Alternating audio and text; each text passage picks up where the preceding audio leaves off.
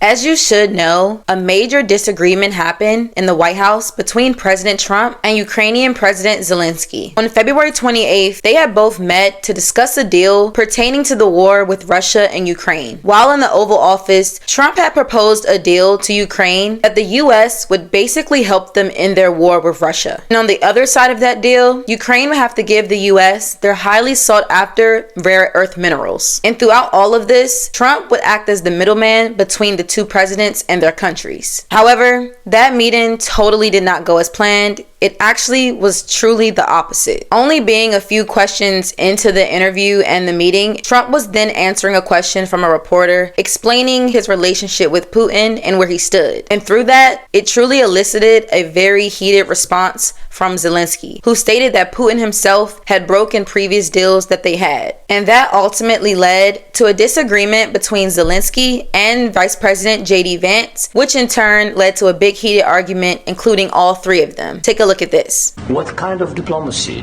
JD, you are speaking about? What do you mean? I'm talking about the kind of diplomacy that's going to end the destruction of your country. Yes, but if you Mr. President, with respect, I think it's disrespectful for you to come into the Oval Office and try to litigate this in front of the American media. Right now, you guys are going around and forcing conscripts to the front lines because you have manpower problems. You should be thanking the president for trying to bring an end to this conflict. Have you ever been to Ukraine that you say what problems we have? I have been to. Count once. I've actually watched and seen the stories, and I know what happens is you bring them on a propaganda tour, Mr. President.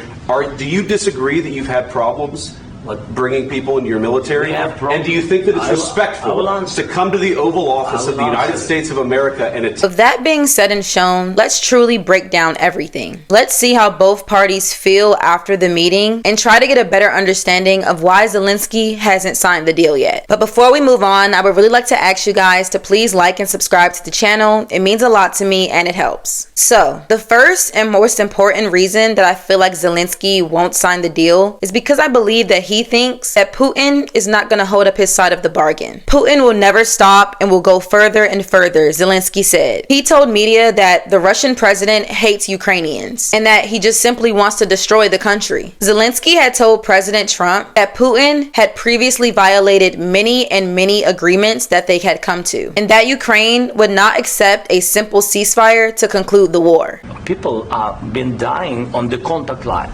Nobody stopped him. You know that we had conversations with him, a lot of conversation, my bilateral conversation, and we signed with him, me, like a new president. In 2019, I signed with him the deal. I signed with him, Macron and Merkel, we signed ceasefire. Ceasefire. All of them told me that he will never go. We signed with him with gas contract.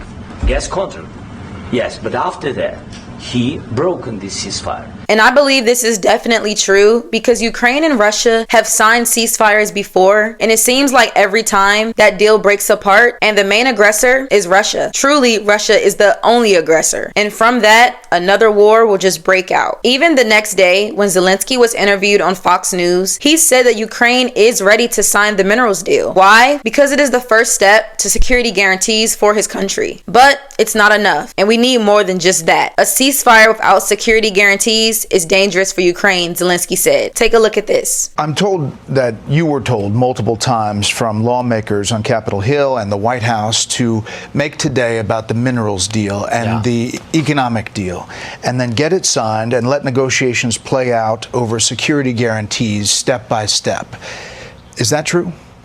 I said that we have to sign this document and we are ready for this, and this will be the first step to security guarantees, but it's not enough. I think so. Maybe I don't know something. I don't know some details. That's why I wanted to share it with the president, my thoughts, and to hear him again, because he has a plan how to stop Putin. And maybe, as I said, maybe it's out of big conversations, but we have to share it. You know, this is so sensitive, you know, just a ceasefire without security guarantees. This is so sensitive for our people. I'm speaking like a president of a people who are in this struggle 3 years, and they just want to hear that America on our side and that America will stay with us, not with Russia, with us. In that clip, we can see that Zelenskyy is saying what I said before. They are ready to sign it, but they need to have more given from the US first. And when I say more, just them standing up for Ukraine verbally and with their actions. The second reason I feel that he is a little bit hesitant to sign the deal is because Trump is offering a deal that benefits Ukraine and the US, not just Ukraine. And maybe that is what Ukraine is used to, especially since Obama and Biden are known to help them in many ways in the past. And that's without really or basically any reward or anything back in return. America beforehand was truly just a standing ally who would give them whatever they needed. And now it's like, okay, we're going to give you this, but we need something back too. President Trump on Friday had originally called the deal a very exciting moment and said that the funds from the deal could possibly be used for AI, artificial intelligence, and for military weapons. And we can't forget that President Trump beforehand was a businessman, and he always will be a businessman. And anything that's exciting to him will probably also benefit him. And in some way, he reiterated that he would continue the military sales to Ukraine. I think once we make the agreement, that's going to be 95% of it. It's not going to go back to fighting, Trump said. I'm not worried about security. I'm worried about getting the deal done, the president said. Take a look at this video. Security for Ukraine. I think they're going to have great luck. I think once we make the agreement, that's going to be 95% of it. They're not going to go back to fighting.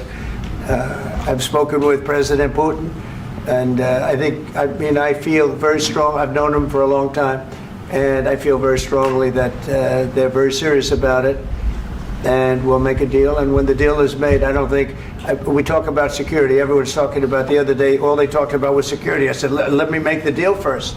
I have to make the deal first. I don't worry about security right now.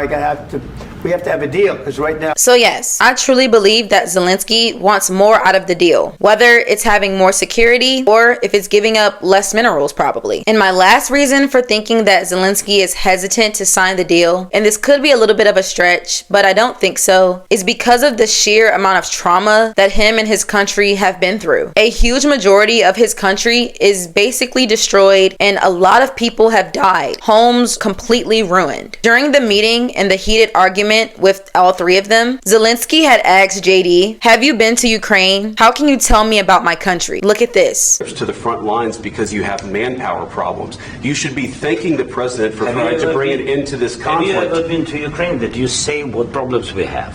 I have been to. Come once. I've actually watched and seen the stories, and I know what happens is you bring them on a propaganda tour, Mr. President. Do you disagree that you've had problems? In that clip, after Zelenskyy asked JD, has he even been to the country even once? JD's response is basically a run around the mill. He didn't say he's ever been. He said he's seen the videos and he knows what happens there. I personally feel like that's not the same. The videos of war is different from actually being in the country where it is happening and you can physically see it for yourself. And even in Zelenskyy's interview on Saturday, he continued to say that he wants America on his side and he wants America to say that they're on their side. So honestly, the Ukrainian president could truly and solely just be focused on protecting his country, and it could have nothing to do with business or money. To me, it does sound like security is his first priority, which is understandable, but the deal still hasn't been signed yet. And after Trump kicked Zelenskyy out of the White House, everyone is now thinking, can the deal still go on? Will Trump be able to negotiate and have a civil conversation off of camera? And most importantly, can Trump end the war between the two countries, Russia and Ukraine? And another question to think about is what can happen if he doesn't sign the deal. There are already plenty of people who are supporters of Trump's and other politicians who are saying that what happened in the White House the other day was truly disrespectful. One example of that is from Senator Lindsey Graham, who's a Republican from South Carolina. He himself said that he doesn't think America as a people can continue to do business with Zelenskyy. And he calls him out, saying that he needs to resign or change his behavior. If Zelenskyy doesn't sign the deal, I feel like that is going to be terrible for his country. And I feel like it could possibly make him an enemy of America, which will be very detrimental, as well as giving Russia the green light to go ahead and truly destroy them fully this time. So please let me know how you feel about this and what you think down in the comments below. And I'll see you next time on KW Lawholic.